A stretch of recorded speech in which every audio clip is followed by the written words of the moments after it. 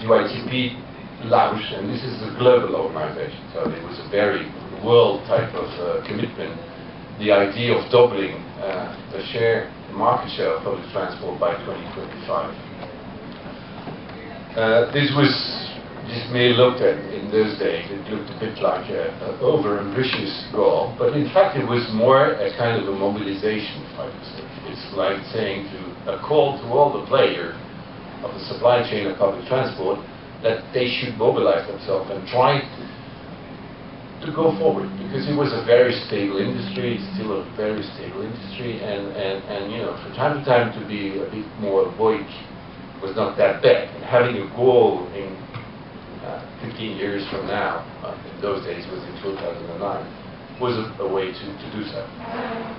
We have made progress, not everywhere. There's been a country where things stabilized, but there were a country where it really shows that it's working. And from that experience, I'm trying to make a summary of this in Milano when I present the intermediate status of this large strategy.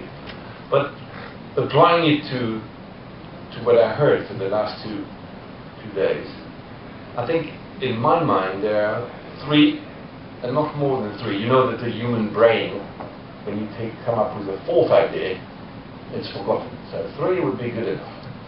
And three, that's what you can bring back home. The first, if I may, is political will and leadership.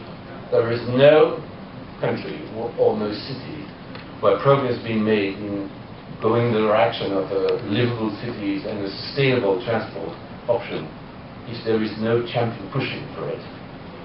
And so we have in the industry tried to find allies, political allies, who are ready to spend their life pushing for this, because they are convinced that in the general common interest it is worth promoting public transport as one of the major ingredients of a livable city.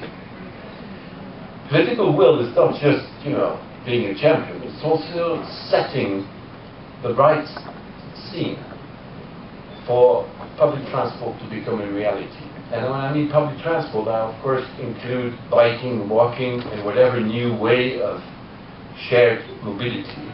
And this cannot be done in an integrated way if you don't have the right governing body to do so. My experience of India is not good enough, large enough to be allowed to say so, but from time to time I have the impression there has been a lot of initiatives, but they are not always very well coordinated, both at the national and on the state level, and that if you don't have some sort of a coordination place where you can have an overall and holistic view of mobility in the city, it will never work. So it's political will and setting the right instruments in terms of execution to decide and plan the mobility of the future. Second point, which I think is of the essence, because of course nobody would dispute this, is funding. We have been talking a lot about what we should be doing. The recipes are well known. I mean, we have plenty of very good traffic engineers, planning engineers that are able to decide, together with the population, which thing we should do. But if you don't have the money, it won't work. And I think, if I may say so, that public transport, if I may look back on the last 20 years, at the beginning public transport is very much an engineer stuff. It was an engineer world. And you know, from time to time clients were viewed as an able more than an asset. I think what happened in the last 10 years is suddenly the public transport operators and authorities that really made progress have discovered that the customer, the client, must be centric in their thinking, reflections and action.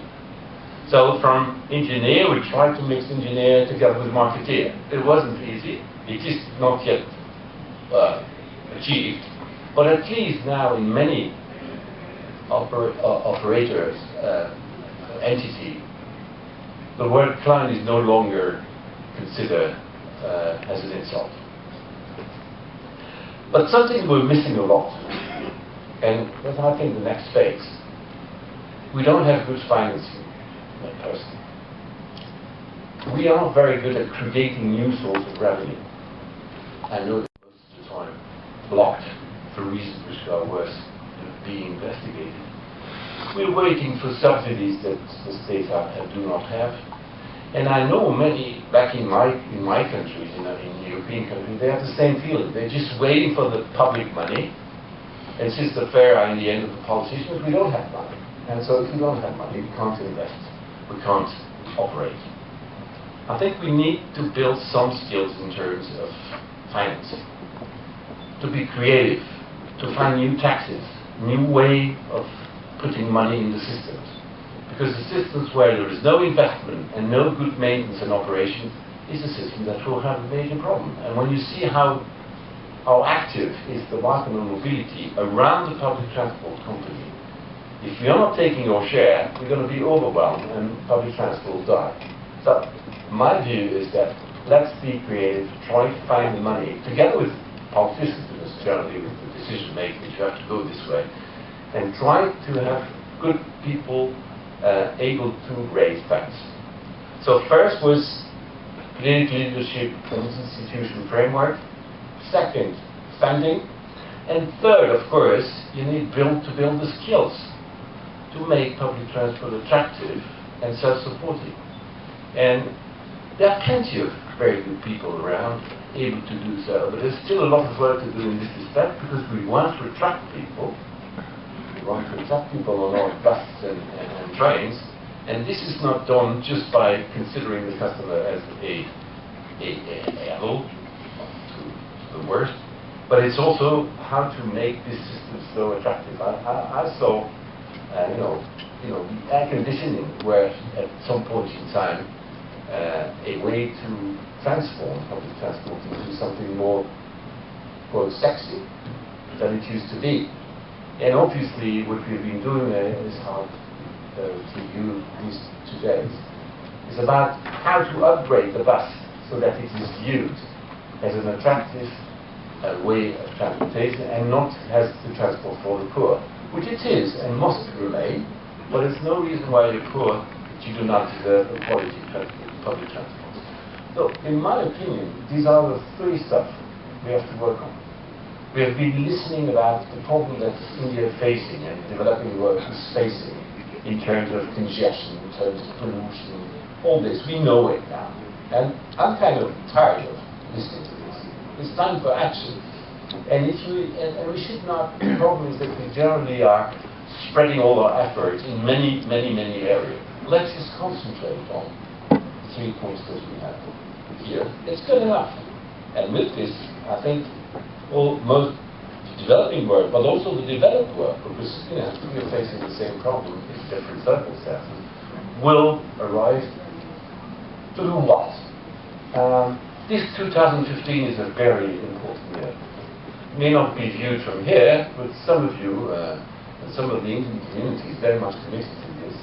It's the year where the United Nations are going to decide, and as you know, it's the countries that are really voting this, on the Sustainable Development Goal for the next 10 years, and public transport is part of this. So that's on the UN side, it will go back to the states and to the government, national government and state government, saying you cannot forget public transport. We cannot forget urban development in such a way that the citizens are happy to live in the city. You remember the urbanization movement that will eventually and certainly arrive. So obviously there, sustainable growth, very important. Second, and I was planning to say that, maybe I dare saying so, we have this COP21, the climate change convention, that will also be, I think this time, be successful. Kidding a bit about this, unfortunately that conference will take place in Paris. And Paris has still been tackling pollution and all this. I think we should have the climate change conference in Delhi or in Beijing, because the pollution and the congestion issue is very clear there. In Paris, it's theoretical, whereas here, some days when you look at the sky, you say, oh, something is wrong. We should do it, we should agree that we should tackle the climate change. And I think, and that's of course for India, especially for those who represent a higher level of government, is that India has a 1/6 should be a very active partner in this climate change conference, because there is money to make there, to receive from the developed country to try to tackle this, and obviously the share of India in this problem is important and will be even more important in the future. So I think it's the time for the public transport and the sustainable transport community. It's an excellent time. I have the feeling in India things are changing, so I wish you could still go back home and remember the 3 points that I just mentioned. I think they are absolutely iconic in the fight that you're taking together. Thank you.